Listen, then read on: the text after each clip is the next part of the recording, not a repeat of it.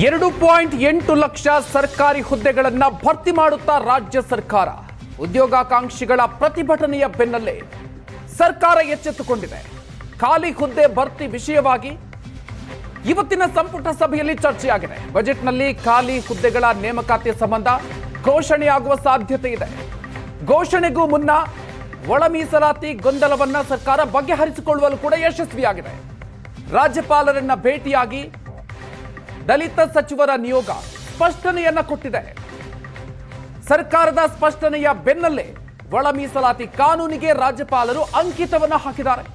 ಒಳ ಮೀಸಲಾತಿ ಗೊಂದಲದ ಕಾರಣದಿಂದ ಅಡ್ಡಿಯಾಗಿದ್ದ ನೇಮಕ ಪ್ರಕ್ರಿಯೆ ಸಂಪುಟ ಸಭೆಯಲ್ಲಿ ನೇಮಕಾತಿ ನಿರ್ಣಯ ಮಾಡಿ ಬಜೆಟ್ನಲ್ಲಿ ಘೋಷಣೆ ಮಾಡುತ್ತಾ. ಹಾಗಾದ್ರೆ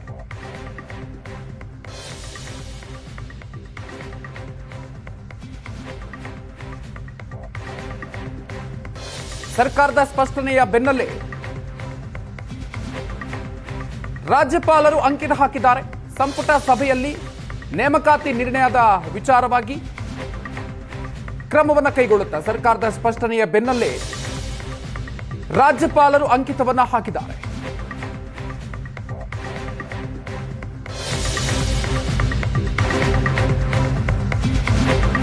ಗ್ಯಾರಂಟಿ ಹೊಡೆತಕ್ಕೆ ಸಿಲುಕಿರುವಂತಹ ಸರ್ಕಾರ ಉದ್ಯೋಗವನ್ನ ಭರ್ತಿ ಮಾಡುತ್ತಾ 2.84 ಲಕ್ಷ ಖಾಲಿ ಸರ್ಕಾರಿ ಹುದ್ದೆಗಳನ್ನು ಭರ್ತಿ ಮಾಡುವ ಒತ್ತಡದಲ್ಲಿ ಸರ್ಕಾರ ಇದೆ. ಹಂತ ಹಂತವಾಗಿ ಖಾಲಿ ಹುದ್ದೆಗಳನ್ನು ಭರ್ತಿ ಮಾಡೋದಕ್ಕೆ ಸರ್ಕಾರ ಆಸಕ್ತಿಯನ್ನ ಇಟ್ಕೊಂಡಿದೆ. ಗ್ಯಾರಂಟಿ ಯೋಜನೆಗಳ ಕಾರಣದಿಂದ ಹಣಕಾಸಿನ ಒತ್ತಡದಲ್ಲಿರುವಂತಹ ಸರ್ಕಾರ ಗ್ಯಾರಂಟಿಗಳಿಂದ ಆರ್ಥಿಕ ಹೊರೆ ಅನ್ನುವಂಥ ವಿಚಾರವನ್ನ ಡಿಸಿಎಂ ಡಿ ಕೆ ಶಿವಕುಮಾರ್ ಅವರೇ ಹೇಳಿಕೊಂಡಿದ್ರು.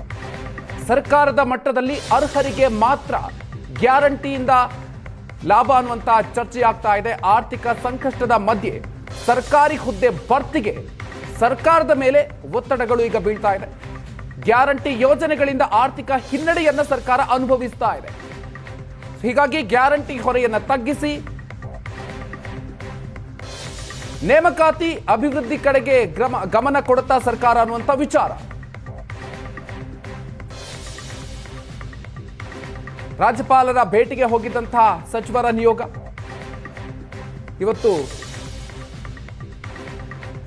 ರಾಜ್ಯಪಾಲರನ್ನ ಭೇಟಿಯಾದ ಬಳಿಕ ರಾಜ್ಯಪಾಲರು ಕಡೆಗೂ ಕೂಡ ಅಂಕಿತವನ್ನ ಹಾಕಿದ್ದಾರೆ. ಈ ಮೂಲಕ ಕಾನೂನು ಹೋರಾಟಕ್ಕಿದ್ದಂತಹ ತಡೆ ಕೂಡ ಕ್ಲಿಯರ್ ಆಗಿದೆ.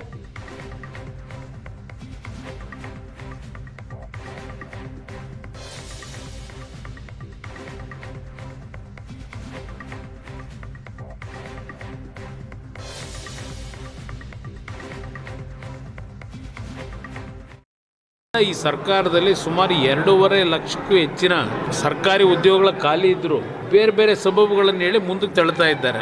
ಕ್ಯಾಬಿನೆಟ್ನಲ್ಲಿ ತೀರ್ಮಾನ ತಗೋತೀವಿ ಅಂತ ಈಗೇನೋ ಹೇಳ್ತಾ ಇದ್ದಾರೆ. ಆದರೆ ಒಂದು ಸರ್ಕಾರದ ಜವಾಬ್ದಾರಿ ಉದ್ಯೋಗವನ್ನ ಕೊಡ್ತಕ್ಕಂಥದ್ದು. ಕೇಂದ್ರ ಸರ್ಕಾರದಲ್ಲೂ ಹೇಳಿದ್ರು, ಅವರೇನು ಕೊಟ್ರ ಅಂತ. ಅವ್ರು ಕೊಡಲಿಲ್ಲ, ನಾವು ಕೊಡಲ್ಲ ಅನ್ನೋದಲ್ಲ. ಯುವಕರಿಗೆ ಉದ್ಯೋಗ ಕೊಡ್ತಕ್ಕಂಥದ್ದು ಸರ್ಕಾರದ ಜವಾಬ್ದಾರಿ ಇದೆ. ಅದರಲ್ಲೂ ಸಹ ಕಳೆದ 2.5 ವರ್ಷ ಕುರ್ಚಿಯ ಒಂದು ಹಂಚಿಕೆ ವಿಷಯದಲ್ಲಿ ಸಮಯವನ್ನು ಏನು ವ್ಯರ್ಥ ಮಾಡ್ಕೊಂಡಿದ್ದಾರೆ. ಈಗಲಾದ್ರೂ ಸರಿಪಡಿಸ್ಕೊಳ್ಳಿ ಅಂತಕ್ಕಂಥ ಹೇಳ್ತೀವಿ. ಈಗಾಗಲೇ 3 ವರ್ಷ ಆಗ್ತಾ ಬರ್ತಿದೆ. 3 ವರ್ಷ ಖಾಲಿ ಇರುವಂತಹ ಉದ್ಯೋಗಗಳನ್ನ ಭರ್ತಿ ಮಾಡಲಿಕ್ಕೆ ಎಳ್ಳಷ್ಟು ಪ್ರಯತ್ನವನ್ನ ಮಾಡಿಲ್ಲ. ಇವತ್ತು ಹೋರಾಟದ ಮೂಲಕ, ತಮ್ಮ ಪ್ರತಿಭಟನೆಯ ಮೂಲಕ ಸರ್ಕಾರಕ್ಕೆ ಎಚ್ಚರಿಕೆಯನ್ನು ಕೊಟ್ಟಿದ್ದಾರೆ. ಎಲ್ಲ ಖಾಲಿ ಇರುವಂಥ ಉದ್ಯೋಗಗಳನ್ನು ಭರ್ತಿ ಮಾಡುವಂಥ ಕೆಲಸಗಳನ್ನು ಮಾಡಬೇಕು ಅಂತ ಅನ್ನೋದು ನಮ್ಮ ಒತ್ತಾಯ ಕೂಡ ಇದೆ. ಹಾಗಾಗಿ ಅವರ ಬೇಡಿಕೆ, ಈ ನಿರುದ್ಯೋಗಿ ಯುವಕರ ಬೇಡಿಕೆ ಸರಿಯಾಗಿದೆ. ಮಾನ್ಯ ಮುಖ್ಯಮಂತ್ರಿಗಳೇ ಹೇಳಿದ್ದಾರೆ 2,84,000 ಹುದ್ದೆಗಳು ಖಾಲಿ ಇದ್ದಾವೆ ಅಂತ ಹೇಳಿ ಯಾವಾಗ ಭರ್ತಿ ಮಾಡ್ತೀರಿ ಅಂತ ಹೇಳಿ. ಹುದ್ದೆ ಭರ್ತಿ ಮಾಡ್ಕೊಳ್ಳೋಕ್ಕೆ ಯಾವ ತಡೆಯಾಜ್ಞೆ ಇದೆ ಹೇಳಿ? ಯಾವ ದೇವ್ರ ಹತ್ರ ಕೇಳಿ ನಿಮಗೆ ಕ್ಲಿಯರೆನ್ಸ್ ಕೊಡಿಸ್ಬೇಕು ಹೇಳಿ? ನೀವು ಜೀವಂತ ಇಟ್ಟಿರೋದು ಒಳ ಮೀಸಲಾತಿ ಗೊಂದಲದಲ್ಲಿ ನಿಮ್ಮ ರಾಜಕೀಯ ಬೆಳೆ ಬೇಯಿಸ್ಕೊಳ್ಳೋಕ್ಕೆ ಒಳ ಮೀಸಲಾತಿ ಗೊಂದಲವನ್ನು ಜೀವಂತವಾಗಿಟ್ಟು ನಮಗೆ ಆ ಮಕ್ಕಳ ನೋವು, ಯುವಕರ ನೋವು ಅರ್ಥ ಆಗ್ತದೆ. ನಾವು ಉದ್ಯೋಗಗಳನ್ನು ವಾಪಸ್ಸು ಅವ್ರಿಗೆಲ್ಲ ಎಷ್ಟೆಷ್ಟು ಖಾಲಿ ಇದೆ ಭರ್ತಿ ಮಾಡಬೇಕು ಅಂತ ನಮ್ಮ ಸರ್ಕಾರದ ಮೊದಲನೇ ಯೋಜನೆ.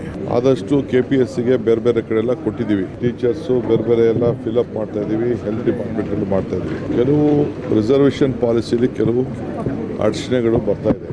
ಸೊ ಅದರಿಂದ ತಾವು ಧೈರ್ಯವಾಗಿರಿ. ಈ ಸರ್ಕಾರ ನಿಮಗೋಸ್ಕರ we are there to sort out your problem.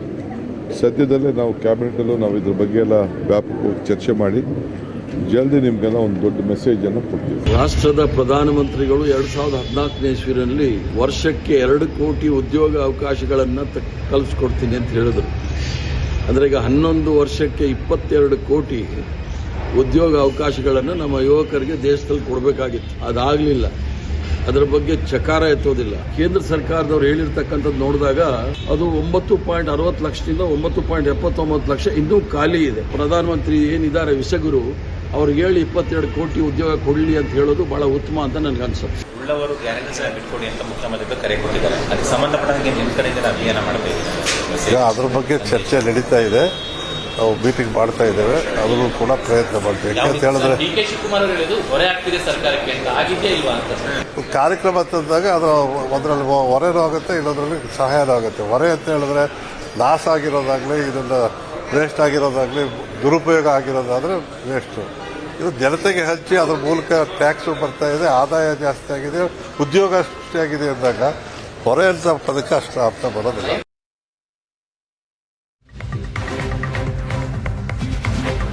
$2,84,000 ಸರ್ಕಾರಿ ಹುದ್ದೆಗಳನ್ನ ರಾಜ್ಯ ಸರ್ಕಾರ ಭರ್ತಿ ಮಾಡುತ್ತಾ ಹಾಗಾದ್ರೆ ಉದ್ಯೋಗಾಕಾಂಕ್ಷಿಗಳ ಪ್ರತಿಭಟನೆಯ ಬೆನ್ನಲ್ಲೇ ಸರ್ಕಾರ ಎಚ್ಚೆತ್ತುಕೊಂಡಿದೆ. ಖಾಲಿ ಹುದ್ದೆ ಭರ್ತಿ ವಿಚಾರಕ್ಕೆ ಸಂಬಂಧಪಟ್ಟಂತೆ ಇವತ್ತಿನ ಸಂಪುಟ ಸಭೆಯಲ್ಲಿ ಚರ್ಚೆಯಾಗಿದ್ದು, ಬಜೆಟ್ನಲ್ಲಿ ಖಾಲಿ ಹುದ್ದೆಗಳ ನೇಮಕಾತಿ ಸಂಬಂಧ ಘೋಷಣೆಯಾಗುವಂತ ಸಾಧ್ಯತೆ ಇದೆ. ಘೋಷಣೆಗೂ ಮುನ್ನ ಒಳ ಮೀಸಲ ಗೊಂದಲವನ್ನು ಕೂಡ ಇದೇ ಸಂದರ್ಭದಲ್ಲಿ ಸರ್ಕಾರ ಬಗೆಹರಿಸಿಕೊಳ್ಳುವಲ್ಲೂ ಕೂಡ ಯಶಸ್ವಿಯಾಗಿದೆ. ರಾಜ್ಯಪಾಲರನ್ನ ಭೇಟಿಯಾಗಿ ದಲಿತ ಸಚಿವರ ನಿಯೋಗ ಸ್ಪಷ್ಟನೆಯನ್ನ ಕೊಟ್ಟಿದೆ. ಸರ್ಕಾರದ ಸ್ಪಷ್ಟನೆಯ ಬೆನ್ನಲ್ಲೇ ಒಳ ಮೀಸಲು ಕಾನೂನಿಗೆ ರಾಜ್ಯಪಾಲರು ಅಂಕಿತವನ್ನ ಹಾಕಿದ್ದಾರೆ.